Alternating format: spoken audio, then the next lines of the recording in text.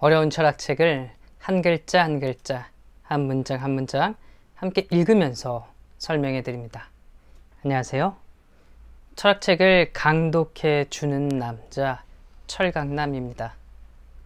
지난 시간은 비트겐슈타인이 보기에 우리의 언어와 대상들은 1대1 관계로 매칭되어 있고, 우리의 언어는 대상들이 놓여있는 사태를 잘 묘사하고 그림을 그릴 수 있다고 이야기를 했는데요.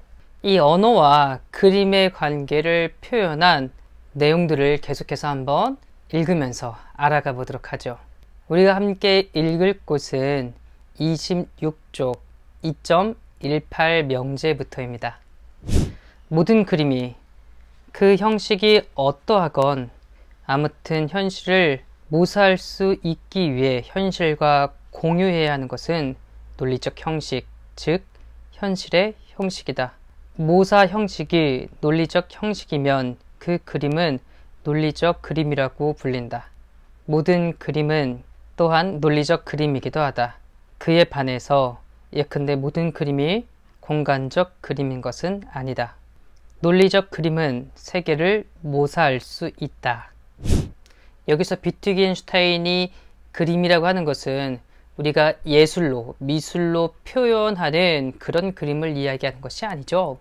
언어로서 표현하는 그림을 말합니다. 우리가 언어로 지금 우리에게 주어진 현실을 이렇다 저렇다 라고 이야기를 할 텐데요. 우리가 언어로 표현하는 것이 현실에서도 맞다 그르다 라고 이야기를 하려면 논리적이어야 된다고 비트겐슈타인은 이야기하고 있어요.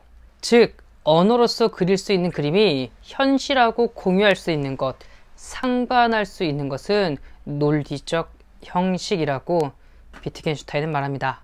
우리가 언어로서 현실을 모사하는 것이 논리적인 거라면 결국 비트겐슈타인이 말하는 것은 논리적 그림이라고 이야기를 하고 있고요. 따라서 모든 그림은 논리적 그림이라고 이야기를 할 수 있어요.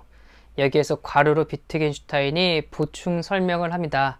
그가 자꾸 그림 하니까 우리가 예술적으로 그리는 그런 그림 아니라고 이야기를 하고 있어요.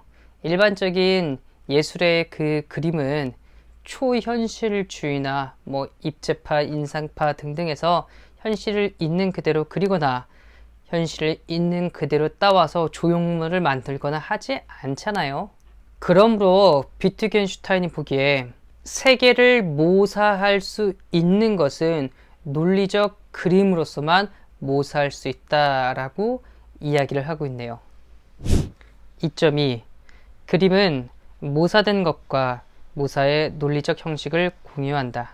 2.201 그림은 사태들의 존립과 비존립의 가능성을 묘사함으로써 현실을 모사한다.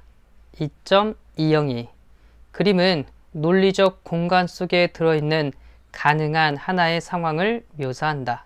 2.203 그림은 그것이 묘사하는 상황의 가능성을 포함한다. 소박한 실제론자, 즉 언어가 지칭하는 것과 그 대상이 1대1로 매칭될 수 있다, 관계 맺을 수 있다고 생각하는 비트겐슈타인의 생각에서 우리가 언어로 이렇게 저렇게 대상을 설명할 수 있다고 한다면, 그림 그릴 수 있다고 한다면 결국에 우리의 언어와 대상이 혹은 대상에 대해서 다루는 모든 것들이 동일한 형식으로 동일한 틀을 가지고 있구나, 이렇게 이야기를 하고 있어요. 즉 칸트에게서 우리가 경험할 수 있는 대상은 모두 시간과 공간이라는 틀과 12가지 범주에 입각해서 인식하고 경험했던 것처럼, 이제는 언어가 대상들에 대해서 이렇게 저렇게 그림 그릴 수 있다면, 이렇게 저렇게 설명할 수 있다고 한다면, 언어를 가지고 대상에 대해서, 세계에 대해서 설명하는 틀과 이 세상에 존재하는 틀은 다 동일하다고 이해할 수 있겠네요. 그러므로 우리가 언어를 가지고 대상에 대해서 이렇게 저렇게 이야기할 때, 혹은 관계를 맺을 때, 그때를 보면요, 어떤 것이 존재할 수 있다, 없다를 통해서 설명할 수 있다고 말을 하고 있어요. 예를 들어 봄이 오면 꽃이 필 것이다. 이것이 실제로 가능하냐 가능하지 않냐 라고 묘사함으로써 그 상황을 알 수 있다고 말하는 거죠. 당연히 봄이 오면 꽃이 필 수 있겠죠. 여름에 눈이 내릴 것이다. 이거는 뭘까요? 여름은 무더운 날이니까 당연히 여름에 눈이 온다는 것은 성립이 되지 않겠죠. 이렇게 존립하냐 존립할 수 없냐 이것으로서 세계를 묘사한다고 비트겐슈타인은 이야기하고 있어요. 문득 든 생각인데요. 요즘 워낙 기상이변이 심하니까 여름에도 눈이 올 수 있겠다? 이런 생각도 좀 드네요. 그러므로 우리는 어떤 상황이 현실로 진짜로 가능한가, 가능하지 못하는가 이렇게 언어로서 표현하고 그것을 증명할 수 있다. 언어는 실제 현실이 가능하다, 가능하지 않다는 것을 이미 가지고 있다고 말을 하고 있어요. 2.21 그림은 현실과 일치하거나 일치하지 않는다. 그림은 올바르거나 올바르지 않다. 즉 참이거나 거짓이다. 2.22 그림은 그것이 묘사하는 바를 그것의 참 또는 거짓과는 상관없이 모사 형식을 통해 묘사한다. 2.221 그림이 묘사하는 것이 그림의 뜻이다. 2.222 그림의 참 또는 거짓은 그림의 뜻과 현실의 일치 또는 불일치에 있다. 2.223 그림이 참인지 거짓인지 인식하려면 우리는 그것을 현실과 비교해야 한다. 2.224 오로지 그림만으로는 그것이 참인지 거짓인지 인식할 수 없다. 2.225 선천적으로 참인 그림은 존재하지 않는다. 네, 비트겐슈타인은 이야기를 하고 있습니다. 우리가 언어로서 표현한 것, 논리적으로 저게 참이다, 거짓이다 라고 이야기할 수 있는 것 확실히 현실하고 매칭을 해봐야 알 수 있대요. 우리는 컵이 하얀색이다 라고 말했습니다. 그러면 진짜 컵을 봐야 된대요. 우리는 코끼리가 하늘을 날았다 라고 한다면 진짜 코끼리가 하늘을 날고 있는지 날고 있지 않은지 현실로 확인해 봐야 된다고 말을 하고 있습니다.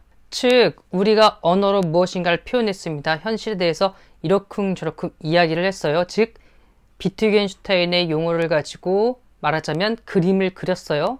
그런데 이 그림만으로는 우리가 말하는 명제만으로는 그것이 참인지 거짓인지 알 수 있다고 말하지 않아요. 그것이 참인지 거짓인지 확신을 하려면 우리가 5가지 감각자료로서 확인할 수 있는 저 객관적인 현실과 비교해보고 또 우리가 가지고 있는 어떤 논리적인 틀에 비추어서 철저한 인과성과 분석적인 사유를 통해서 그게 옳고 그른지 따져봐야 할 수 있다고 비트겐슈타인은 이야기를 하고 있어요.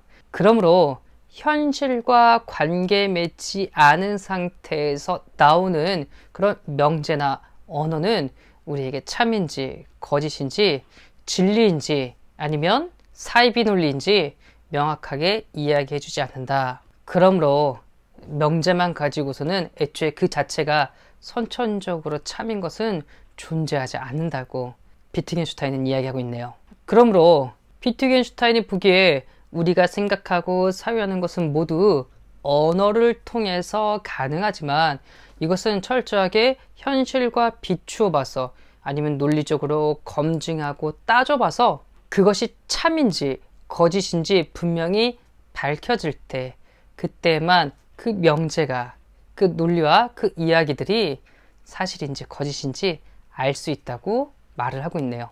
여러분 이처럼 비트겐슈타인이 이야기하는 저 그림은 언어로서 대상들을 표현하는 거고요. 이것이 참일 때는 이러한 표현들은 모두 논리를 통해서 표현하는 거니까요.